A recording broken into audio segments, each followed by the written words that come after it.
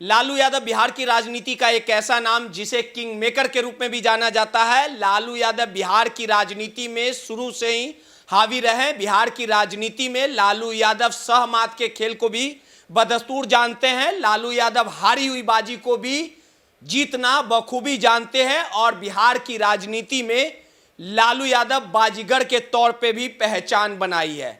लालू यादव बिहार की राजनीति में एक ऐसे धुरंधर हैं जो तमाम दल और तमाम अपने दुश्मनों पे हमेशा हावी दिखते हैं। लेकिन 90 के दशक का वो भी दौर था जब M22 समीकरण के बदौलत कहीं ना कहीं लालू यादव बिहार की सत्ता पर एक छत्र राज किए। कई दशक बीत जाने के बाद भी लालू यादव बिहार की राजनीति में भले ही सक्रिय ना हो, लेकिन पर्दे के पीछे से भी कैसे हारी हुई बाजी को जीतना है यह बखूबी लालू यादव जानते हैं। लालू यादव हमेशा अपने दुश्मनों पे आक्रामक रहते हैं और किस प्रकार से बिहार की सत्ता में वापसी करना है इसे भी लालू यादव बखूबी जानते हैं। बड़े बड़े दुश्मनों को, बड़े बड़े दलों को कैसे लालू यादव ने धूल चटाया ये इतिहास है और तमाम ये विरोधी जानते हैं कि लालू यादव के सामने उनकी एक न चलेगी। लेकिन कहते हैं कि लोग भले ही अपने जानी दुश्मनों से जीत जाए, बाहरी लोगों को परास्त कर दे, लेकिन अपनों से वो हार ही जाता है।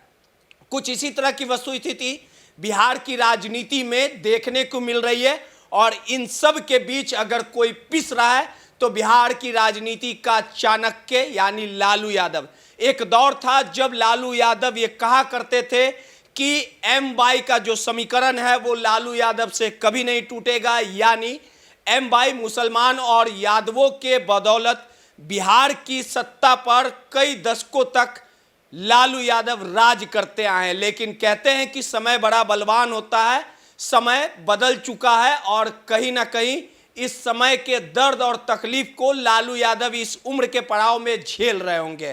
पूरी घटना आपको सिलसिलेवार तरीके से बताते हैं कि लालू यादव के कई साल पहले का अगर आप बयान देखिएगा तो लालू यादव हमेशा सदन से, मीडिया के बाहर या आंदोलन के दौरान हमेशा ये कहते आए हैं कि कहीं ना कहीं यादव और मुसलमान उनसे टूटेंगे नहीं, लेकिन अब लालू का परिवार ही लालू के सामने ताश की पत्तों के तरह भड़बड़ा रहा है और लालू यादव सिर्फ मुंह देख रहे हैं। यानी लालू यादव सिर्फ टकटकी लगाए हुए हैं। जिस लालू यादव को जोश और जुनून के साथ किसी कार्य को करते हुए देखा जाता था, अब लालू यादव मौन हो चुके हैं। क्या ये माना जाए कि लालू यादव का जो वर्चस्व था, जो रुतबा था, वो पूरी तरह से कम हो चुका है? दरअसल पूरा जो विवाद है वो संजय यादव से को लेकर है। संजय यादव जो हरियाणा के मूल निवासी हैं, तेजस्वी के मित्र हैं और तेजस्वी के सलाहकार के तौर पे बिहार की राजनीति में अपनी पहचान बनाई। संजय यादव का रुतबा बिहार की राजनीति में लालू परिवार में और राजद पार्टी में इस तरह हावी हो चुका है कि अगर संजय यादव अगर जो चाहेंगे तेजस्वी वही करेगा। तेजस्वी को अगर संजय यादव कहेंगे कि आज दिन है तो आज दिन तेजस्वी यादव कहेंगे। अगर सीधे तौर पे संजय यादव अगर ये बातें कहेंगे तेजस्वी को कि सूरज पश्चिम से उग रहा है तो तेजस्वी उनके सुर में सुर मिलाएंगे। दरअसल पूरा वाकया तब हुआ जब संजय यादव तेजस्वी के सलाहकार के तौर पे राजद ज्वाइन किए थे और 2020 का वो साल था। सलाहकार के तौर पे लगातार सक्रिय राजनीति कहीं ना कहीं संजय यादव कर रहे थे और संजय यादव को लेके लगातार विवाद गहराता नजर आया। बढ़ते समय के साथ संजय यादव का रुतबा पार्टी से लेके लालू परिवार तक लगातार उनका कद बढ़ते चला गया और जिस प्रकार से संजय यादव के खिलाफ जिसने भी मुंह खोलने का काम किया, संजय यादव ने बड़े शिद्दतों के साथ उसे ठिकाने लगा दिया गया। तमाम वाकया, तमाम घटनाएं आपको सिलसिलेवार तरीके से बताएंगे कि तेज प्रताप यादव कल तक कृष्ण और अर्जुन की जोड़ी थी। लगातार तेज प्रताप यादव कहते आए थे कि वो अपने भाई को दुख हो या सुख हो या किसी भी परिस्थिति में बिहार का मुख्यमंत्री बनाएंगे और जब संजय यादव और तेज प्रताप यादव में टकराहट हुई तो आखिरकार संजय यादव की जीत हुई। तेज प्रताप यादव को ठिकाना लगा दिया गया पार्टी और परिवार से। संजय यादव ने तेज प्रताप को 6 सालों के लिए निष्कासित करवा दिया, यानी बर्खास्त करा दिया। इस पूरे पर्दे के पीछे का जो खेल था, कहने वाले लोग ये भी कहते हैं कि ये संजय यादव का ही किया कराया था। संजय यादव के खिलाफ मुंह खोलने का काम मीसा भारती ने किया और मीसा भारती का भी हाल देखिए, भले ही वो पाटलिपुत्रा की सांसद हो, लेकिन अब उन्हें भी ठिकाने लगा दिया गया। बिहार की राजनीति में मीसा भारती सक्रिय नहीं है, लेकिन पूरा जो मामला तब तुल पकड़ा जब 2025 का बिहार विधानसभा का चुनाव है। आज इस चुनाव को लेके कहीं ना कहीं तेजस्वी यादव बिहार अधिकार यात्रा पे निकले हुए हैं और बड़े तामझाम के साथ अधिकार यात्रा को लेके जो रथ बनाया गया और जो फ्रंट की सीट होती है वो कहीं ना कहीं शीर्ष नेतृत्व की सीट होती है, यानी जो राजा रहता है या किसी पार्टी का राष्ट्रीय अध्यक्ष होता है या जो पार्टी या परिवार पार्टी का उत्तराधिकारी होता है वो उस सीट फ्रंट सीट पे बैठता है। लेकिन माफ कीजिएगा, संजय यादव जैसे ही फ्रंट सीट पे बैठे उनका जो तस्वीरें वायरल हुई, जिससे कहीं ना कहीं राजद के अन्य कार्यकर्ताओं ने इसका विरोध जताया, सोशल मीडिया पे बातें वायरल हुई।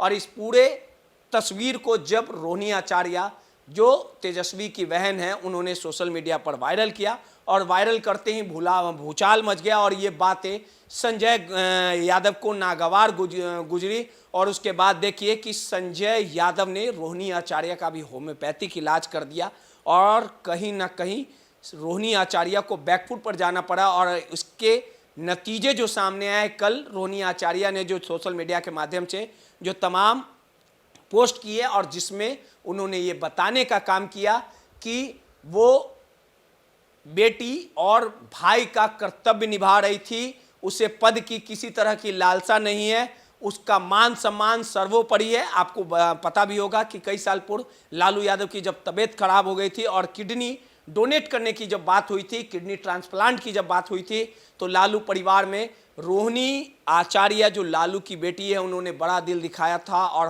फ्रंट से आके एक किडनी अपने पिता को दान देने का काम किया था।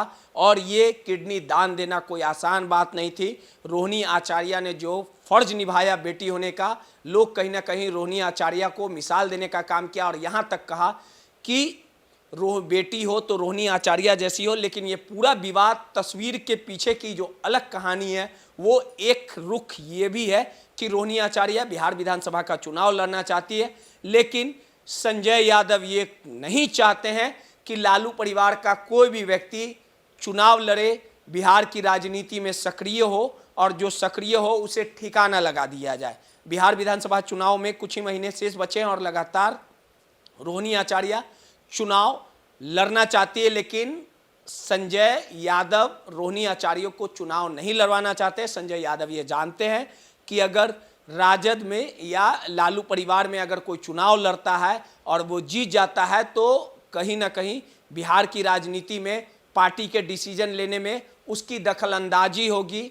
इसी कारण ये पूरे पर्दे का पीछे का खेल साजिश रचा गया। अब हालात देखिए कि रोहिणी आचार्य को भी साइडलाइन कर दिया गया और संजय यादव ये चाहते हैं कि तेजस्वी और मैं खुद सर्वोसर्वा रहूं और कहीं ना कहीं ये पूरा किस्सा, पूरा जो घटना और दुर्घटना, जो पूरा जो विवाद सामने आया उसके बाद साफ तौर पे कहा जा सकता है कि जिसने भी संजय यादव से टकराने की हिमाकत की, तेज प्रताप हो, मीसा भारती हो या रोहिणी आचार्य हो, एक एक करके सभी का इलाज करा दिया गया, सभी को साइडलाइन कर दिया गया। और ये सारा खेल, सारा जो मामला है वो लालू यादव के सामने हो रहा है, लेकिन लालू यादव पूरी तरह से लाचार हैं, बेबस हैं। तेजस्वी यादव भी चुप है। अब इस पूरे खेल में जो विवाद होगा, जो मुनाफा होगा और इसका जो फायदा होगा वो कहीं ना कहीं जो तेजस्वी के विरोधी हैं, जो एनडीए हैं, उनको मिलने वाला है, क्योंकि इस लड़ाई में, आने वाले चुनाव में जो खटपट हो रही है, जो पूरा भूचाल मचा है लालू परिवार में, इसकी जो पूरी तस्वीरें हैं, इसका जो पूरा फायदा है वो एनडीए आने वाले चुनाव में लेगा। अब देखना दिलचस्प होगा कि इस पूरे लड़ाई में लालू यादव क्या करते हैं, लालू यादव कैसे अपने परिवार को फिर से एकजुट करते हैं। अगर ये परिवार बिखर गया तो कहीं ना कहीं आने वाले समय में एक बड़ा विद्रोह होगा, एक बड़ा भूचाल मचेगा, एक बड़ा चक्रवात आएगा और इसका खामियाजा पार्टी से लेके लालू परिवार तक भुगतना रहेगा। इतिहास गवाह है कि किस प्रकार से अपनों की लड़ाई में, अपने घर की लड़ाई में बाहर वालों को फायदा हुआ है। आप सपा, अखिलेश यादव, मुलायम सिंह यादव के परिवार और पार्टी में साफ तौर पे देख सकते होंगे। साथ ही हेमंत सोरेन का भी जो मामला है वो भी आपके सामने तस्वीरें सामने आई है। शिवसेना भी आप देख चुके। अब देखना दिलचस्प होगा कि इस पूरे लड़ाई को किस प्रकार से लालू यादव शांत करते हैं या ये विवाद एक बड़ा रूप लेता है। पटना से नटराज न्यूज के लिए रोहित कुमार की रिपोर्ट।